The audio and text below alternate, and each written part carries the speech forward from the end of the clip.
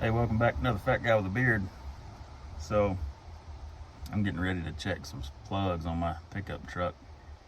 It's a 93 Chevrolet 350 1500 old pickup. I'm not going to do a tutorial on like how to change spark plugs because there's about 700 bajillion videos on the YouTube that will show you that if you don't know how. But I will say one little bit of advice. So this truck has 350,000 miles on it, original miles, original transmission, original engine, and Lord, knock on something hard and don't mess up on me. It runs good, drives good, shifts good, all things. But it's starting to have a little bit of a shudder in the engine at low RPMs under a load. So going up a hill in overdrive, it'll start to kind of sputter. Now, if you kind of hammer down on it a little bit, get it to downshift out of overdrive, it'll kind of clear up, but you can still tell that it's lacking power and feel the miss in it. So some people would say, well, what about your overdrive gear? Yeah, I understand that. Maybe it's shuddering in and out. Maybe you got a clutch slipping. Don't you put that on me. Don't you put that juju on me. I'm not trying to build this transmission. I mean, I would, but I'm not trying to do that right now. But anyway, I have, from prior experience, learned that is a symptom typically of, if you have a coil pack truck like an F-150, like a 5.4 or 4.6, not necessarily a truck, but if you have a coil pack engine, you know, one that's got individual coil packs per cylinder, you start to experience that. Typically, the coil packs are going bad. And in this truck, it is not that way. It's an HEI distributor, of course. It typically means that your spark plug wires are breaking down. Now, there will be some guys out there that argue that, oh, it could be a fuel filter and a fuel pump bogging down under a load. And yeah, you're probably right. It could be. But I don't think so on this one. I know that these spark plugs, I am the second owner of this truck. And I know I personally have serviced this truck. Well, I've owned this truck for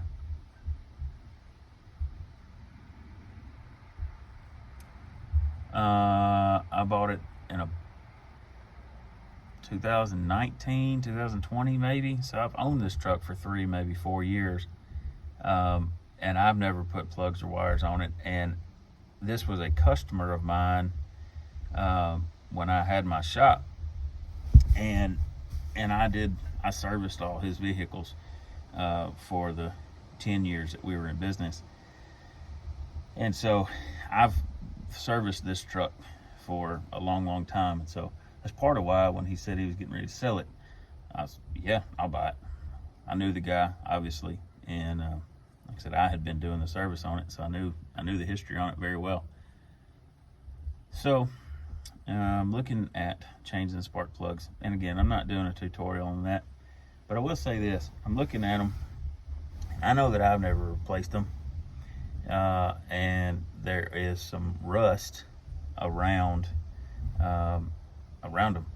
And they're an AC Delco, a CR43TS, which is what's right for this truck. But they've obviously been in there long enough that they've got some rust on them.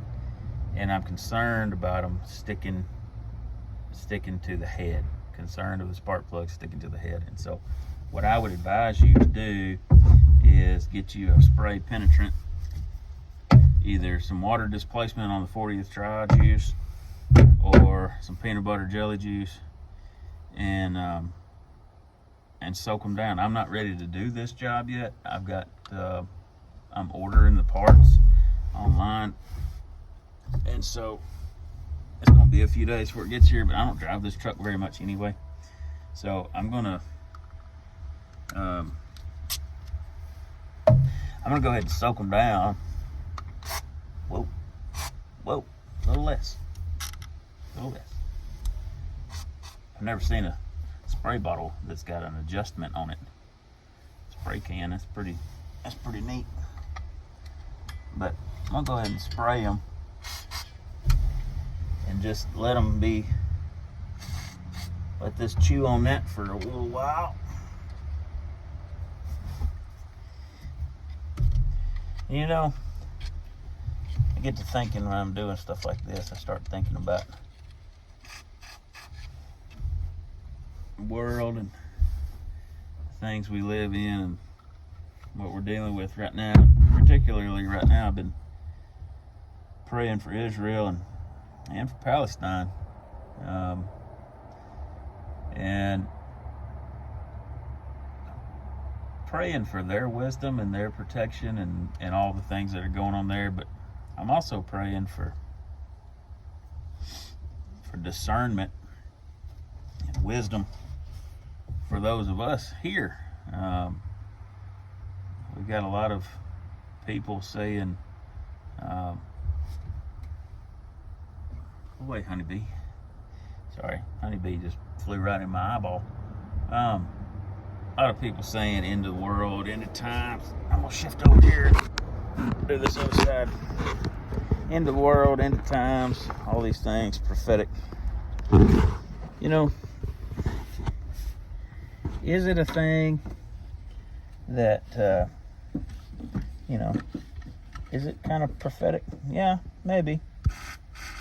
But, Israel and Palestine have been at war or in some kind of conflict since, well, I don't know, but I know that if I remember correctly, about 70 AD, and for you history buffs out there, don't beat me up too bad, but I think about 70 AD, the Roman Empire come in and created the nation of Palestine. Was the kingdom of Judah. Israel had split many years ago into two nations of Israel and Judah, and so they had,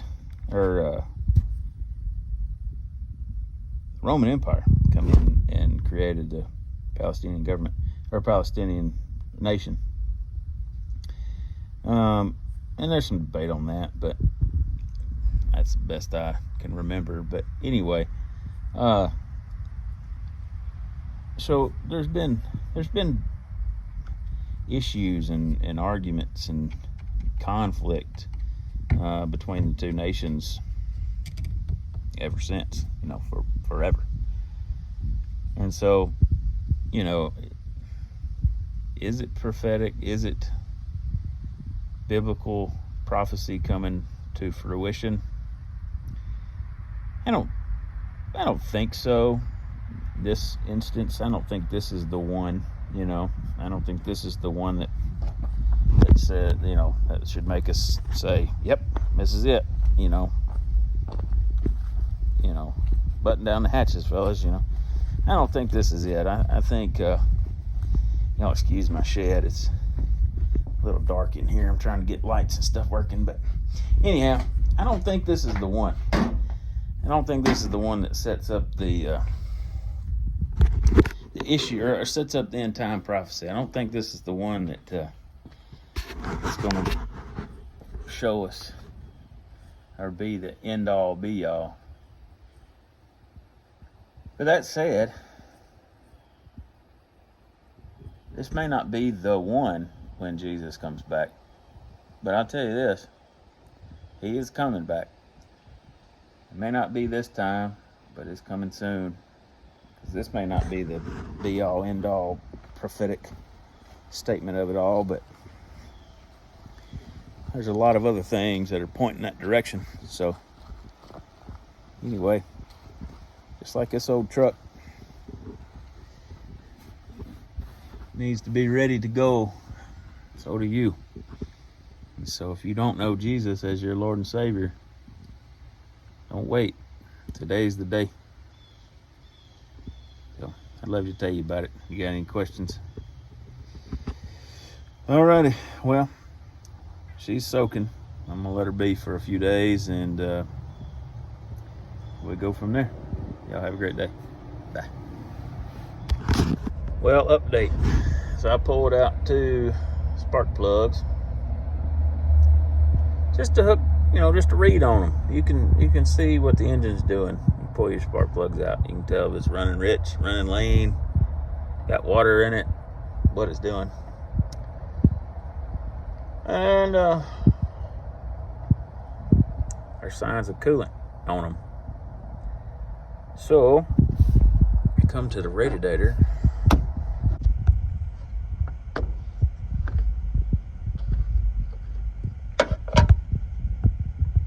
Hello? Hello? Mm-hmm. Mm-hmm. Mm-hmm. Mm-hmm. So she's clean, which is a good sign. She's low. She's low, boys and girls. She's low. So what does that mean? That means that Uncle Bogus can start looking for a coolant leak somewhere. Now let's think about this. First of all,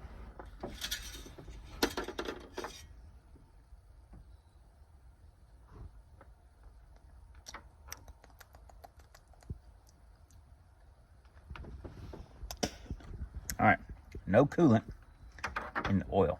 I don't recommend you do that, by the way. No coolant in the oil. That's a great sign. So head gaskets, check. Now, naturally, I just sprayed a bunch of junk down on this motor, but I see 2 things. One, I needed a lower radiator hose, which I didn't know I needed. And 2, how's coolant getting into the combustion chambers? If the head gaskets aren't blown, how else could coolant get in the combustion chambers? Chevrolet 350, intake gaskets. Yep, she needs an intake gasket. Intake gaskets. And plugs and wires. So, yeah, not necessarily going to do a tutorial on that, but if you'd like to see one, I can show you. Anyway, I'm sure y'all will be along for the ride, but yeah, it's gonna be great. You have a good day. See you.